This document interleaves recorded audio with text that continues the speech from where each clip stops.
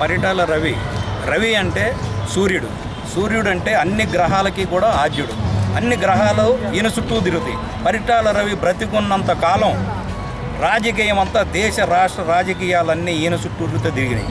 యాక్చువల్గా పరిటాల రవి ఈయన ఒక ఫ్యాక్షనిస్ట్ కాదు, ఒక ఇది కాదు, ఒక నక్సలైట్ కాదు, ఒక ఇది కాదు. ఫ్యాక్షనిస్టులకి ఎదిరించి, ఫ్యాక్షనిస్టుల యొక్క వాళ్ళ యొక్క దమన రాక్షస కాండను ఎదిరించి నిలబడినటువంటి వాడే మన పరిటాల రవీంద్ర. అటువంటి పరిటాల రవీంద్రని ఒక ఫ్యాక్షనిస్ట్గా ముద్ర వేసి కాంగ్రెస్ ప్రభుత్వం వైఎస్ రాజశేఖర రెడ్డి అధికారంలో ఉండగా ఆర్కే మీనాని ఈ అనంతపూర్గా ఇన్ఛార్జిగా వేసి ఆయన క్యాన్వాయ్, ఆయన సెక్యూరిటీ కోసం సొంత మనుషుల్ని సెక్యూరిటీగా పెట్టుకొని 10 కార్లు ఆయన వెనకమాల తిరుగుతుంటే ఆయన కాపాడేదానికి ఆ 10 కార్లు కూడా తీయించి ఆయన ప్రభుత్వ గన్మెనల్ని ఎన్కౌంటర్ లాగా ఒక ప్రభుత్వ స్పాన్సర్డ్ మర్డర్ చేసినటువంటి ఈ యొక్క కాంగ్రెస్ ప్రభుత్వాన్ని దీని మీద మర్డర్ కేసుని రీఓపెన్ చేసి మన చంద్రబాబు నాయుడు గారు దీన్ని ఎంక్వైరీ చేసి దీని వెనక ఎవరైతే కుట్రదారులు ఉన్నారో వాళ్ళందరినీ జైలుకు పంపించాల్సిందిగా కూర్చున్నాము. ఇది పరిటాల రవి ఒక ప్రభంజనం, ఒక శక్తి.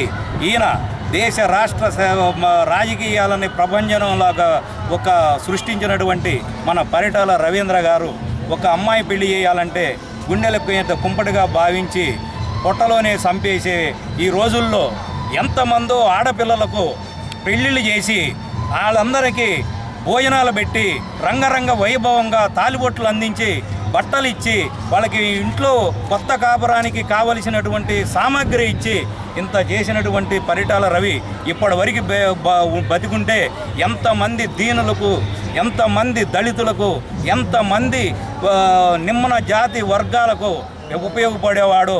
ఈ యొక్క మంచితనం చూడలేక కొంతమంది రాక్షసులు ఆయన్ని హతమార్చటం ఎంతైనా ఈ దళిత జాతికి తీరని లోటు.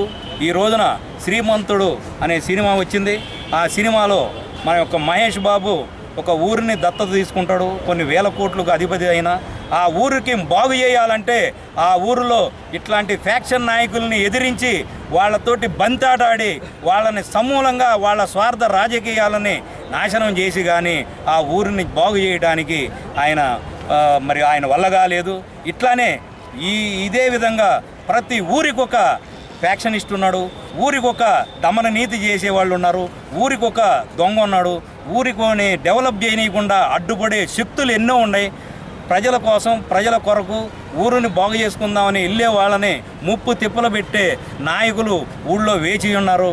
వాళ్ళందరి పాలిటి సింహ స్వప్నమైనటువంటి మన యొక్క పరిటాల రవీంద్ర గారు ఊళ్ళోనే ఉండేవాడు, ఊళ్ళోనే ఇండ్లేసుకొని ఉండేవాడు. వాళ్ళ ఇంటికి వెళ్ళాలంటే ఒక కనీసం 200 ఇళ్ళని దాటుకొని వెళ్లాల్సి వచ్చేది.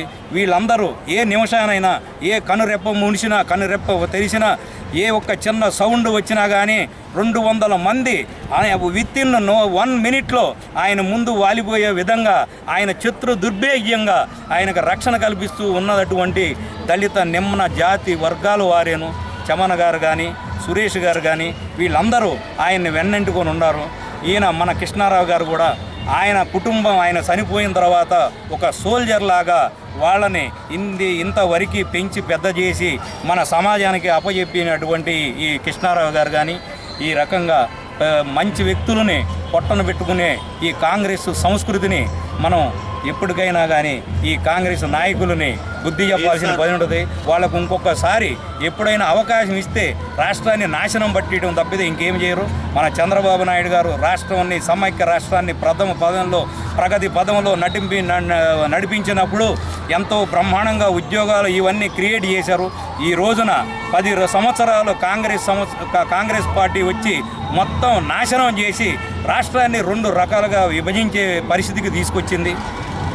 కుల, మత, కాల, రంగు, వర్ణ భేదాలు అన్నీ సృష్టించి ఈ రాష్ట్రాన్ని ఒక దరిద్ర ఆంధ్రప్రదేశ్గా మార్చినటువంటి కాంగ్రెస్ పార్టీకి మన ఆంధ్ర ప్రజలు ఒక్క ఓటు కూడా, ఒక్క సీటు కూడా ఇవ్వకుండా బుద్ధి చెప్పిన ఇంకా సిగ్గు శరమ లేకుండా తమ యొక్క కుట్ర రాజకీయాలతోటి ఆంధ్రప్రదేశ్ని నాశనం చేయాలని పొంచి వేసి ఉన్నటువంటి ఈ యొక్క జగన్ లాంటి రాజకీయ నాయకులని మట్టి గర్భించే వ్యక్తి ఈ యొక్క మన పరిటాల రవి గారి స్ఫూర్తితోటి మన యువత పనిచేయాలని మనవి చేస్తూ మీ అందరికి సెలవు తీసుకుంటాం. జోహార్ రవీంద్ర. జోహార్.